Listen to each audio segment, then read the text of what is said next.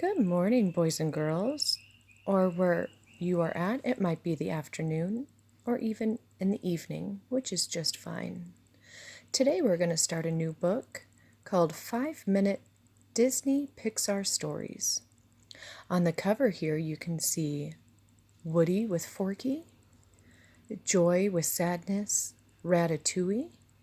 You have Jack Jack, we have Bo, and we have Sully, and we have Mike Wazowski. So let's go ahead and get started.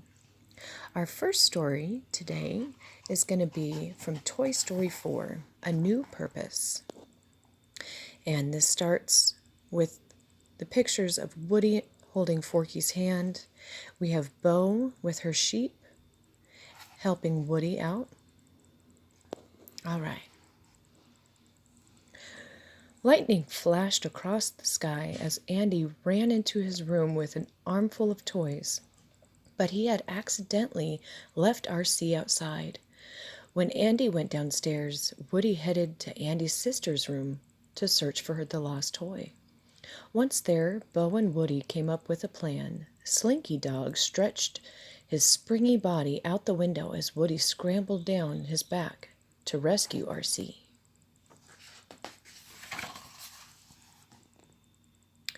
Moments later, though, Andy's mom came to get Bo and her sheep. Andy's sister, Molly, was giving them away.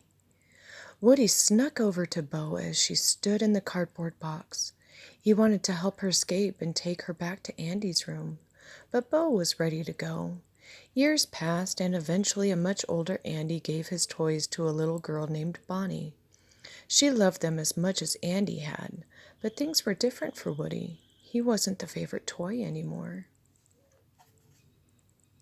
When Bonnie was ready for the first day of kindergarten, Woody decided to go with her, just in case she needed him. When she got upset at craft time, he came to her rescue and brought her more art supplies. Bonnie used her imagination to put them together to make a new friend, Forky. She even wrote her name on the bottom of his foot, just as she had with Woody. To Woody's surprise,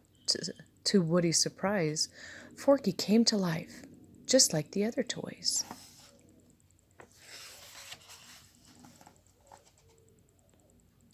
Back in Bonnie's room, Woody introduced Forky to Bonnie's other toys. Bonnie made a new friend in class, he told them. She literally made a new friend. Everyone, I want you to meet Forky. But wide-eyed Forky was not interested in being a toy. I know this is a little strange, Woody said, but Forky is the most important toy to Bonnie right now. The next morning, Bonnie and her family were going on a road trip. She loaded up the RV with her toys, including her new favorite, Forky. One evening, Buzz Lightyear broke the news to Woody that Forky was climbing out of the moving RV. The plastic utensil jumped out the window. Woody knew he had to follow him. He couldn't leave a toy behind. Woody found Forky, and they walked to the next town to reunite with the RV, but something caught Woody's eye in the window of an antique store. Bo's lamp.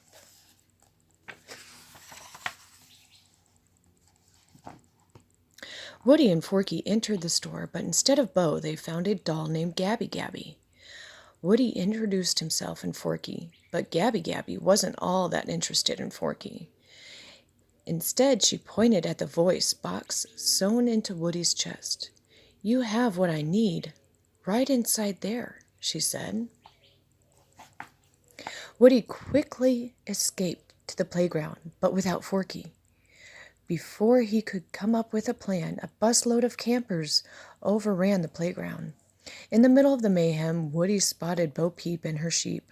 She was part of a group of toys that traveled around to find kids to play with. The two friends couldn't have been happier to see each other. Bo even agreed to help rescue Forky.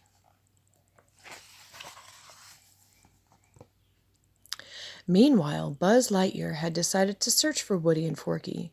The brave Space Ranger followed their trail through a carnival, but he was captured and placed on a prize wall. He met some new toys, Ducky and Bunny. who helped him escape. Buzz found Woody and Bo, and the whole group snuck into the store to rescue Forky. Bo pointed to a glass cabinet across the way. That's most likely where your Forky is being kept. Getting to it meant crossing a wide aisle that was patrolled by Dragon, the shop's tough-looking cat. Woody knew he had to get Forky fast. He ran across the aisle and climbed up the cabinet, but it was locked. Gabby Gabby's dummies surrounded the toys and captured Bo's sheep, too. The toys escaped, but now Gabby Gabby had Forky and the sheep.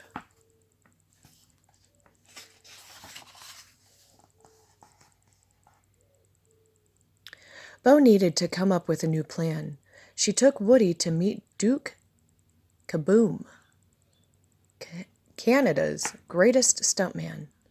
Bo thought Duke could jump across the aisle to the cabinet and rescue Forky and her sheep, but Duke wanted no part of it. He remembered how he'd disappointed his kid when he failed to make a big jump. That was long before, and Duke hadn't jumped since. But the Duke you are right now, Bo encouraged, the one who jumps and crashes. But Duke didn't make it. He crashed right into Dragon. Woody urged everyone to try again to help him rescue Forky, but the toys were banged up and hurt. Bo was upset that Woody was being so single-minded, so she led her lost toys back to the carnival.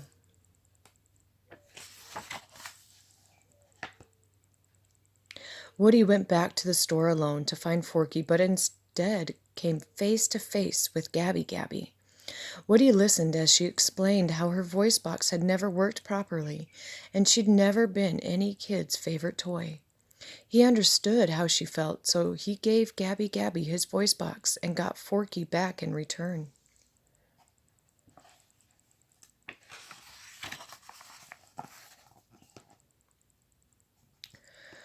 Woody's voice box was a perfect match for Gabby Gabby's record. Now it was time to find a kid for her to love, but Gabby Gabby wasn't sure any kid could love her. Right now, Woody said, I'm an old rag doll that's been lost, chewed on, burned, ripped apart, thrown away, forgotten. Who understands just one thing? I was made to help a child, any child.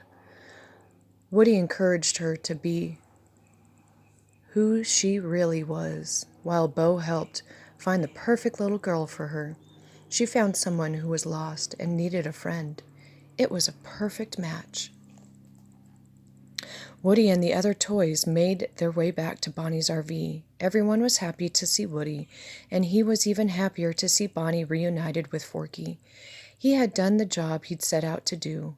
It was then he realized that there were kids and toys everywhere who would always need his help.